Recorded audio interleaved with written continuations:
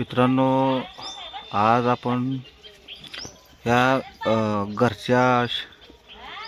घरची जी शेळी आहे त्या शेळीला दोन पिल्ली झालेली आहेत. एक करडू आणि एक बोकड आहे.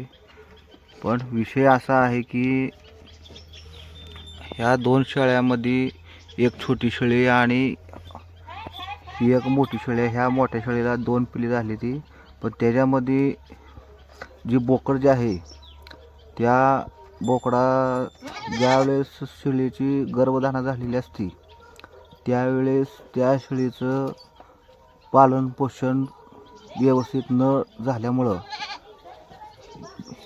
ही बोकड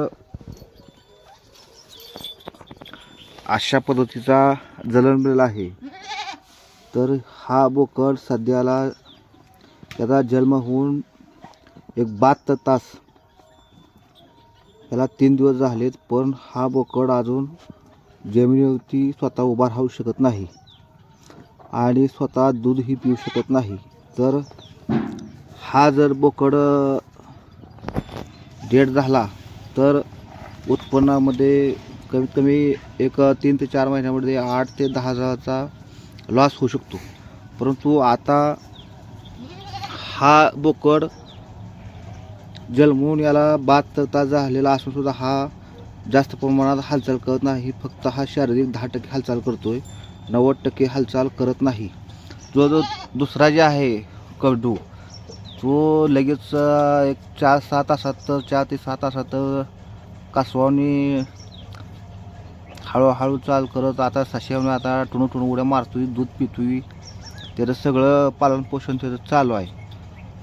तर हे जे कारण काय आहे की हा बोकड असा किंवा जे लहान शेळ्या मेंढ्या असलेल्या ह्यांना हे असं पहिली जन्माला येते ती किंवा जन्मल्यानंतर लगेच मरते ती, किंवा ह्याच्या अगोदर एक शेळी डेड झाली त्याच्यामध्ये एक पाट एक बोकड आणि ह्याच्या अगोदर एक बोकड, म्हणजे एका शेळीपासून उत्पन्न वाढत असताना 2 बोकड, एक शेळी आणि एक पाठ अशा पद्धतीने 4 जणांचा मृत्यू झालेला असल्यामुळं कमीत कमी एक 40 ते 50 हजाराचं नुकसान होते.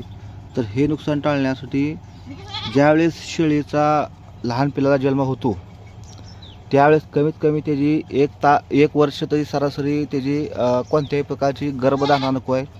त्याची शारीरिक प्रथमतः पूर्ण वाढ होण्यासाठी 1 वर्ष त्याला चांगल्या पद्धतीनं त्याला सांभाळलं पाहिजे.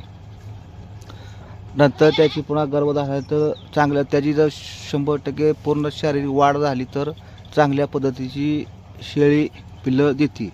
तर हा जो बोकड आहे हा जर डेड झाला तर 10 ते 8, 10, 12 हजारापर्यंत नुकसान होते. पण ह्याला जगवण्यासाठी आता चालूला उपाय म्हणून बघा, ही एक लहान मुलाची एक दूध प्यायची बाटली आणलेली आहे मेडिकलमधनं ही बघा.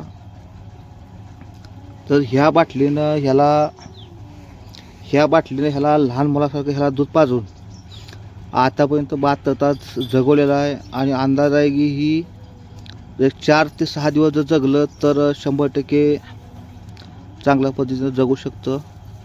त्याच्यामुळं ज्यावेळेस छोटा व्यवसाय असतो, शेळीपालन असेल किंवा मेंढीपालन असेल, तर प्रथमतः ह्यांची लहान पिलं असते त्यांची शारीरिक वाढ होण्यासाठी प्रथमतः 100% काळजी घेणं महत्त्वाचं आहे.